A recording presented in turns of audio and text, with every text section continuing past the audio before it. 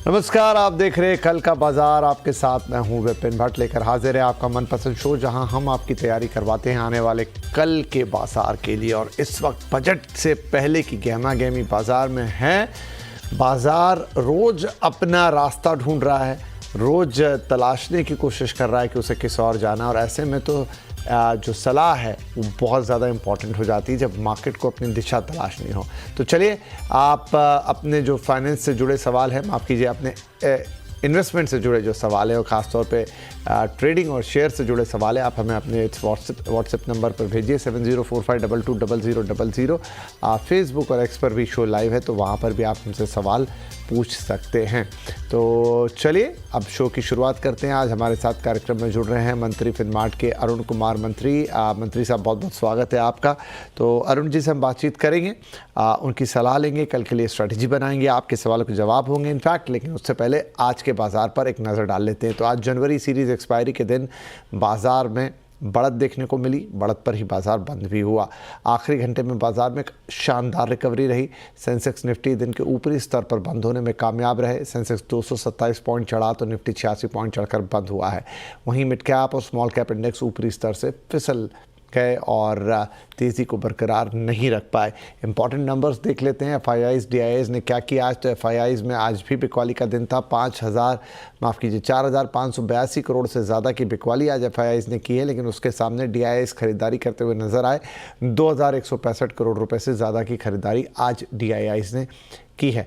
Right, तो ये तो रहे आंकड़े। अरुण साहब, अब आज का दिन तो एक ठीक ठाक दिन कह सकते हैं जब ग्रीन कलर में मार्केट ने क्लोज दिया। लेकिन जैसे जैसे हम बड़े इवेंट के करीब जा रहे हैं तो बाज़ार अपनी एक दिशा ढूंढेगा। अब बजट से एक दिन पहले जस्ट रह जाएगा, हफ्ते का आखिरी कारोबारी दिन भी होगा। हालांकि सैटरडे को मार्केट्स ओपन है बजट डे पर कल किस तरह के मार्केट की उम्मीद आप कर रहे हैं? गुड इवनिंग विपिन जी। विपिन जी, देखिए काफी दिनों से मार्केट में रिकवरी की एक्सपेक्टेशन थी और 2 से 3 दिन से वो देखने को भी मिल रहा है। पर मार्केट अगेन रेजिस्टेंस के आसपास आ चुका है, 23,300 23,350। काफी दिनों से हम इसी लेवल की बात कर रहे थे, तो हो सकता है वहां तक एक्सटेंशन देखने को मिले। तो 23,350 23,400 ये मुझे लग रहा है कल हो सकता है टेस्ट होते हुए नजर आए, क्योंकि ग्लोबल मार्केट्स अभी पॉजिटिव है। ओवरऑल ग्लोबली कोई नेगेटिविटी के संकेत नहीं है। तो कल के लिए तो 23,350 23,400 वहां तक के टारगेट देखने को मिल सकते हैं। और विपिन जी, नीचे में 23,100 से 23,050 एक इंपॉर्टेंट सपोर्ट है, और ये लेवल मुझे लग रहा है कल डेफिनेटली होल्ड करने चाहिए और नीचे से वापस मोमेंटम भी बनना चाहिए। तो ओवरऑल कल के लिए व्यू पॉजिटिव रहेगा। 23,400 तक के टारगेट रहेंगे और नीचे में 23,050 23,100 एक स्ट्रॉन्ग सपोर्ट रहने चाहिए। आज मार्केट डेफिनेटली अच्छा था, पर वो मोमेंटम नहीं था जो देखने को मिला, क्योंकि mid cap small cap again ऊपरी लेवल से फिसलते हुए नजर आए। तो एडवांस डिक्लाइन रेशियो तो थोड़ा नेगेटिविटी की तरफ मान सकते हैं, पर फ्रंटलाइन स्टॉक्स की जहां तक बात करें, निफ्टी के स्टॉक्स की, उसमें अच्छा मोमेंटम देखने को मिला। ठीक है, तो ये बात हुई ब्रॉडर मार्केट्स की। कल कैसे बाजार की चाल रह सकती है मंत्री जी के मुताबिक? सर, इसके अलावा कुछ पर्टिकुलर सेक्टर या शेयर्स जहां कल आपकी नजर रहेगी? विपिन जी, मुझे लग रहा है बैंक निफ्टी में भी एक अच्छा मोमेंटम है, ओवरऑल ऑटो स्टॉक्स में भी अच्छा मोमेंटम है। तो मुझे लग रहा है हीरो मोटो कॉर्प पे आपको नजर रखनी चाहिए। हीरो मोटो ओवरऑल ऑटो सेक्टर में भी एक रिवर्सल देखने को मिल रहा है। तो हीरो मोटो 4175 के आसपास इसकी क्लोजिंग है, तो इसको लॉन्ग कर सकते हैं। 4050 का स्टॉप लॉस लगाए। मुझे लग रहा है 4450 तक स्टॉक जा सकता है, तो हीरो मोटो पे जरूर नजर रखें। दूसरा स्टॉक अगेन थोड़ा डिफेंसिव आप मान के चल सकते हैं, कोल इंडिया में खरीदारी की सलाह रहेगी। कोल इंडिया में मुझे लग रहा है अच्छा मोमेंटम है और नीचे से अराउंड 385 के आसपास इसको बाय करें। 377 का स्टॉप लॉस रहेगा और 405 का टारगेट रहना चाहिए। तो एक एग्रेसिव एक डिफेंसिव कॉल के साथ जाए। मुझे लग रहा है दोनों स्टॉक्स काफी अच्छे कलर। राइट, तो दो स्टॉक्स जिन पर अरुण जी कह रहे हैं कि आपको कल नज़र रखनी चाहिए, उसमें एक है आपके सामने कोल इंडिया। यहाँ पर ख़रीदारी की सलाह दे रहे हैं, कोल इंडिया को ख़रीद कर चले कल। और चलिए, हीरो मोटो कॉर्प भी उन्होंने बताया था, तो यहाँ पर आपको ख़रीदारी की सलाह है। टारगेट्स होंगे आपके लिए 4450 के, स्टॉप लॉस लगेगा 4050 पर। और दूसरा जो मैं कह रहा था कोल इंडिया, वहाँ पर भी ख़रीदारी की राय है, जहाँ टारगेट आपके लिए होंगे 405 रुपये के और 377 पर आपको लगाना है स्टॉप लॉस। तो कोल इंडिया और हीरो मोटो कॉर्प अरुण मंत्री साहब की तरफ से ये दो स्टॉक्स कल जिन पे वो नज़र रखेंगे, आप भी नज़र रखिए। स्टॉप लॉस टारगेट्स आपके साथ शेयर्ड है। राइट, अब सवाल जवाब के सिलसिले की शुरुआत करते हैं। हमारे पहले कॉलर है मिस्टर R.K. गुलाटी, पंचकुला से हमें कॉल कर रहे हैं। गुलाटी साहब, बहुत स्वागत है आपका। ठंड बहुत है आपके इलाके में, लेकिन आपके पोर्टफोलियो के क्या हाल है? कौन से वो दो शेयर्स हैं जिन पर आप बात करना चाहेंगे? बस यही दो शेयर थे जिसके बारे में डिस्कस करना था। तो तीन। हाँ जी, हाँ जी। बोलिए। हाँ बताइए सर, कौन से शेयर्स हैं, कितनी क्वांटिटी, क्या भाव? नहीं बस यही जो 2-3 लिखे हुए हैं यही है।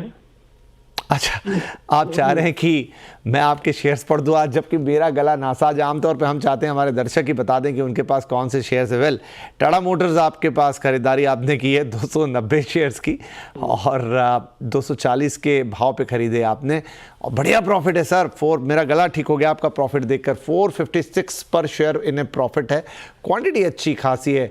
तो पंचकुला से गुलाटी साहब के लिए क्या असर रहेगा? मंत्री साहब, क्या करना चाहिए? टाटा मोटर्स इन्हें रखने चाहिए, अभी थोड़ा और होल्ड करना चाहिए, थोड़ा प्रॉफिट बुकिंग कर लेनी चाहिए? ने काफी अच्छे लेवल पे अच्छा स्टॉक बाय किया और क्वांटिटी भी ठीक ठाक इन्होंने बाय की है, तो कोई दिक्कत नहीं है।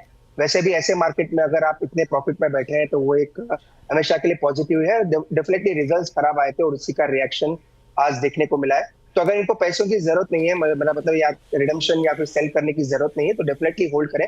700 750 एक लेवल था, उसी के आसपास अब टाटा मोटर्स आ चुका है। तो मुझे लग रहा है यहाँ से एक रिवर्सल जरूर देखने को मिलेगा। ओवरऑल ऑटो इंडेक्स में भी एक अच्छा मोमेंटम है, तो डेफिनेटली होल्ड करें। अगर थोड़ा और डिप आता है, अगर पैसा लगाना चाहे तो और भी ऐड करें। मुझे लग रहा है धीरे धीरे स्टॉक 850 900 की तरफ जाना चाहिए, तो कोई दिक्कत नहीं है। फ्रंटलाइन स्टॉक बाय किया है, अच्छे लेवल पे बाय किया है। थोड़ा बहुत करेक्शन भी आता है तो घबराने की जरूरत नहीं है, अगर ऐड करना चाहे तो ऐड भी कर सकते हैं। अच्छा, बड़ी गिरावट थी टाटा मोटर्स में, करीब 7.5% के आसपास की, इनफैक्ट और ज़्यादा रही थी दिन में, लेकिन रिकवरी के बाद 7.5% पे शायद वो बंद हुआ है स्टॉक्स। लेकिन लॉन्ग टर्म में जो व्यू दे रहे हैं यहाँ पर मंत्री साहब, ऑलरेडी बहुत अच्छे नंबर्स पे खरीदारी है, अच्छे भाव पे खरीदारी है, ऑलरेडी प्रॉफिट में, बल्कि और डिप आता है तो वहाँ पर और खरीदारी की सलाह दे रहे हैं। एक फ्रंटलाइन शेयर जैसा कहा, एक्यूमुलेट करके चलते, और आगे 850 तक का भाव एक्सपेक्ट कर रहे हैं। तो गुलाटी साहब, आपकी पाँचों उंगलियाँ घी में और सर कढ़ाई में, बल्कि अगर और थोड़े बहुत शेयर मिल गए नीचे के भाव पे तो आगे 850 तक जाने के चांसेस हैं। दूसरा शेयर आपके पास जो है वो रिलायंस इंडस्ट्रीज़ के 500 शेयर हैं और भाव है 1490 रुपये का। यहाँ थोड़ा लॉस ज़रूर है, 225 रुपये से थोड़ा ज़्यादा का। यहाँ क्या करना चाहिए मंत्री जी? भी होल्ड करने की सलाह है। दोनों अच्छे स्टॉक इन्होंने बाय किए हैं। पहला तो टाटा मोटर्स, सेकंड रिलायंस थोड़ा ऊपर बाय किया, नो डाउट मार्केट के साथ स्टॉक गिरा भी है, तो कोई दिक्कत नहीं है। ये स्टॉक मुझे लग रहा है वापस 1350 1380 जो कि इसके रेजिस्टेंसेस है, वहां पे एक बार जरूर जाना चाहिए। अगर कैपिटल लगा सकते हैं तो डेफिनेटली स्टॉक को एवरेज भी करें। अगर 1-2 दिन रुक जाए तो बजट के बाद हो सकता है अच्छे लेवल्स भी देखने को मिले, तो ये स्टॉक डेफिनेटली पोर्टफोलियो में होना भी चाहिए। फ्रंटलाइन स्टॉक है और 1200 या 1220 के आसपास मिलता है तो उसको ऐड भी करें। मुझे लग रहा है 1380 1400 वहां तक ये वापस ऊपर जा सकते। चलिए, तो एक अच्छा स्टॉक है, आप इसे रखें। बजट के बाद और थोड़ा सा इसमें बढ़त की उम्मीद है। 1220 एक लेवल बता रहे हैं, अगर वहाँ तक जाता है तो और ऐड भी किया जा सकता है। आगे 1340 तक के लेवल्स देखने की बात कह रहे हैं। तो दोनों स्टॉक आपके पास बढ़िया हैं गुलाटी साहब, और आपको होल्ड करने की सलाह। या डिस्क्लेमर में देता चलूँ कि इस वक्त आप जो चैनल देख रहे हैं CNBC आवाज़ और नेटवर्क 18 का हिस्सा है। आज इसका स्वामित्व प्रबंधन जो है वो रिलायंस इंडस्ट्रीज़ के हाथों में ही है। चले हम आगे बढ़ते हैं। अगले हमारे caller mister Saeed, MD Saeed from Karnataka. शहर का नाम ज़रूर नहीं लिखा है इन्होंने, अगर सही से आप सुन पा रहे हैं तो बताइए किस शहर से बोल रहे हैं? सर ये बसवा कल्याण तालुका, डिस्ट्रिक्ट बिदर, कर्नाटका है सर। आपने पूरा डिटेल में बता दिया। Thank you very much for calling us. क्या शेयर है आपके पास, क्या क्वांटिटी है? 260 का बाइंग 1000 शेयर हो, फरवरी एंडिंग तक का नजरिया है, उसको रखना बेचना कैसा करना वो हिसाब से। ठीक है, फरवरी एंड, तो हम जनवरी एंड में हैं, एक महीना समझ लेते हैं मोटा मोटा आपके पास है। 1000 शेयर हुडको के 260 के भाव पे खरीदारी है अरुण जी इनकी, और 43 रुपीज़ 72 पैसे इतना लॉस है इनको एक शेयर पे, क्योंकि क्वांटिटी ज़्यादा है और शॉर्ट टर्म ही देख रहे हैं, एक महीने के लिए नज़रिया चाहते हैं, होल्ड करें, क्या करें? विपिन जी, स्टॉक वैसे थोड़ा डिसअपॉइंट किया है। एक्सपेक्टेशन थी कि स्टॉक काफी अच्छा करेगा, रिजल्ट्स भी ठीक ठाक ही नजर आए। तो टेक्निकली एक लेवल है 202 के आसपास का, तो 202 205 एक मजबूत सपोर्ट है। तीन बार ये लो छू के आया स्टॉक, तो 202 या 203 उसी के नीचे अपना स्टॉप लॉस जरूर मेंटेन करें। और 240 के आसपास मुझे लगा है रेजिस्टेंस है, वो पार करना थोड़ा मुझे लग रहा है स्टॉक के लिए मुश्किल है, तो एग्जिट ऑन रैलीज की सलाह रहेगी, क्योंकि स्टॉक का ट्रेंड अभी डाउन है। तो 235 240 के बीच में मिलता है तो मुझे लग रहा है वहां पे एग्जिट करना चाहिए। नीचे में स्टॉप लॉस जरूर मेंटेन करें। बड़े इवेंट्स हैं, ट्रम्प के टैरिफ्स का ऐलान होना है, 1 तारीख को बजट आना है, देन RBI की मॉनेटरी पॉलिसी है, तो सभी इवेंट्स डेफिनेटली मार्केट के पैन आउट करेंगे। तो 203 का एक स्टॉप लॉस मेंटेन करें, और 235 240 किसी भी वजह से आता है तो वहां पे स्टॉक से एग्जिट ले लें। राइट, हुडको पे फिर 203 रुपए का एक स्ट्रिक्ट स्टॉप लॉस सख्त एकदम लगा लीजिए, ये सलाह है सही साहब आपको। और 235 से 40 ये लेवल बड़े अहम है। आगे बहुत सारे इवेंट है जैसा अरुण जी ने बताया, वहाँ पर हलचल होगी। अगर वहाँ पर आपको भाव मिलता है 235-40 का तो एग्जिट करने की सलाह है। क्वांटिटी आपके पास काफ़ी ज़्यादा है, नुकसान भी हो रहा है, तो बहुत संभल के आपको इस सलाह के साथ चलना है, बहुत बारीकी के साथ समझ लीजिएगा। तो 203 का स्टॉप लॉस, 235 से 40 तक का अगर भाव मिल गया आने वाले वक्त में तो एग्जिट की सलाह वहाँ पर दे रहे हैं। राइट, चलिए आगे बढ़ते हैं। हमारे अगले कॉलर हैं मिस्टर अरविंद कुमार और हमें कॉल कर रहे हैं नई दिल्ली से। अरविंद जी, बहुत स्वागत है आपका, बताइए क्या सवाल है। मेरे पास 60 शेयर एबीबी लिमिटेड के हैं, एवरेज प्राइस 6625 रुपए में। इसको 6 महीने से 1 साल तक मैं होल्ड कर सकता हूँ, तो इसका फ्यूचर जानना चाह रहा हूँ कि कैसा रहेगा। ठीक है, एबीबी इंडिया के आपके पास 60 शेयर हैं और 6625 के भाव पे करीब 1000 रुपये, मतलब 900 टू बी प्रिसाइज 905 रुपये का नुकसान है। बताइए सर अरुण जी, क्या करना चाहिए इनको? कह रहे थोड़ा होल्ड करना चाहते हैं। देखिए विपिन जी, अगेन स्टॉक का ट्रेंड डाउन है और क्लियरली अगर मार्केट चलेगा भी तो मुझे लग रहा है थोड़ा अंडर परफॉर्मेंस जरूर रहेगा, क्योंकि मार्केट ओवरसोल्ड है। तो एक चीज जरूर ये कर सकते हैं, रैली पे एग्जिट कर दें। और रैली कहाँ तक आ सकती है? 6100, 6200, वहां तक एक रैली जरूर ड्यू है और वहां तक स्टॉक मुझे लग रहा है हो सकता है बजट के आसपास 1 से 2 दिन में थोड़ा रिबाउंड कर जाए। तो 6100, 6200 आता है तो वहां पे एक बार का स्टॉक से निकल जाए। मुझे लग रहा है ओवरऑल ट्रेंड स्टॉक का डाउन है। ओवरऑल ट्रेंड जो है स्टॉक का डाउन है, ये कहना है, और इस पे निकलने की भी सलाह है एक समय के बाद। चलिए आगे बढ़ते हैं। हमारे अगले कॉलर हैं मिस्टर नीरज दीक्षित, जो कि हमें नोएडा उत्तर प्रदेश से कॉल कर रहे हैं। दीक्षित साहब, बहुत स्वागत है आपका। क्या शेयर्स आपने लिए हैं और क्या क्वांटिटी, क्या भाव? हाँ सर, एक्चुअली मेरे पास 200 क्वांटिटी है एसीसी का @1970। तो ये जानना था सर कि होल्ड करना है क्या करना है। अच्छा, 200 है आप कह रहे हैं, ठीक है। 1970, ठीक है, 23 रुपये का आपको। तो क्या किस तरह से देख रहे हैं, नज़रिया क्या है, long term, short term? Long term sir, long term. ठीक है, तो अरुण जी एसीसी है इनके पास और 200 क्वांटिटी है, 23 रुपये 50 पैसे का मुनाफा इनको हर शेयर पर। लॉन्ग टर्म रखना चाहते हैं, कुछ और फ़ायदा यहाँ दिखता है आगे लॉन्ग टर्म रखने का? देखिए डेफिनेटली मुझे लग रहा है बॉटम के आसपास है।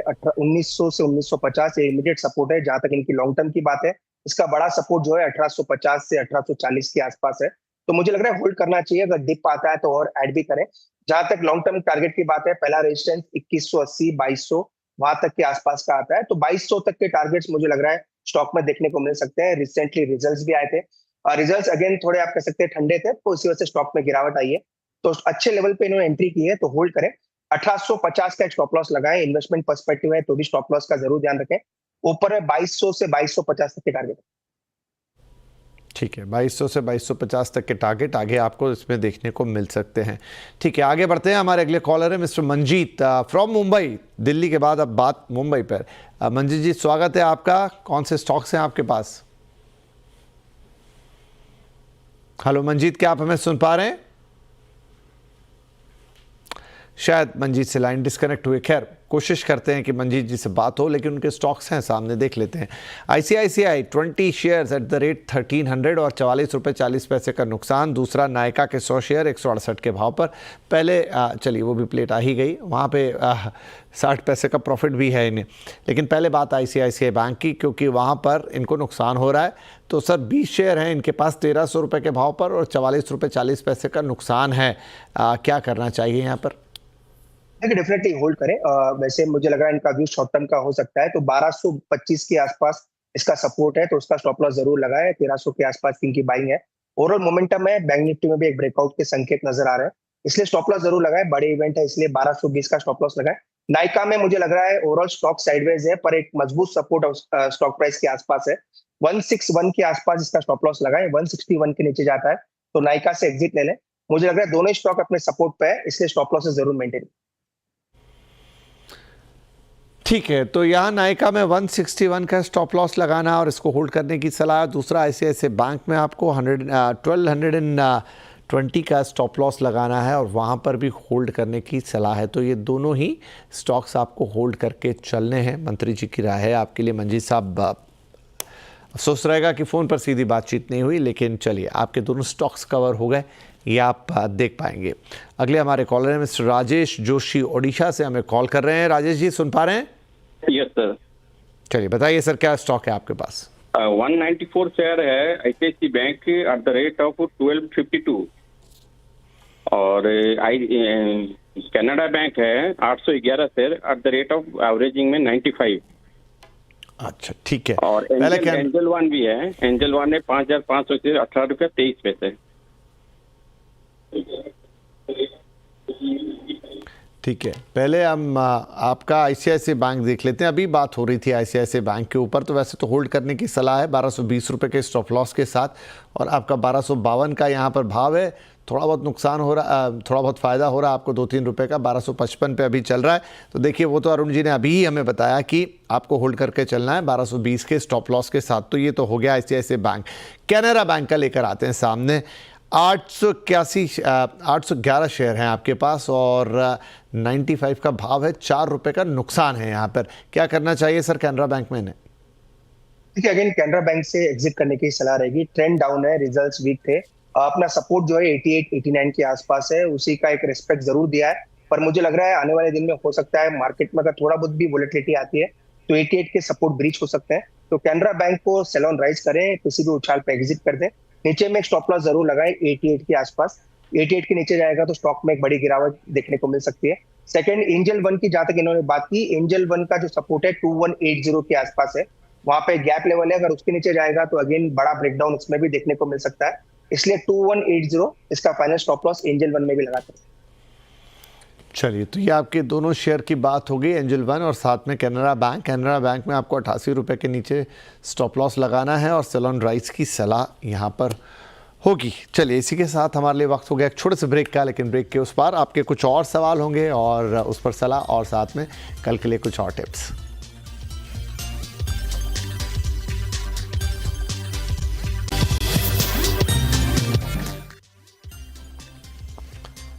Welcome back. आप देख रहे हैं कल का बाजार और हम दे रहे हैं आपके सवालों के जवाब।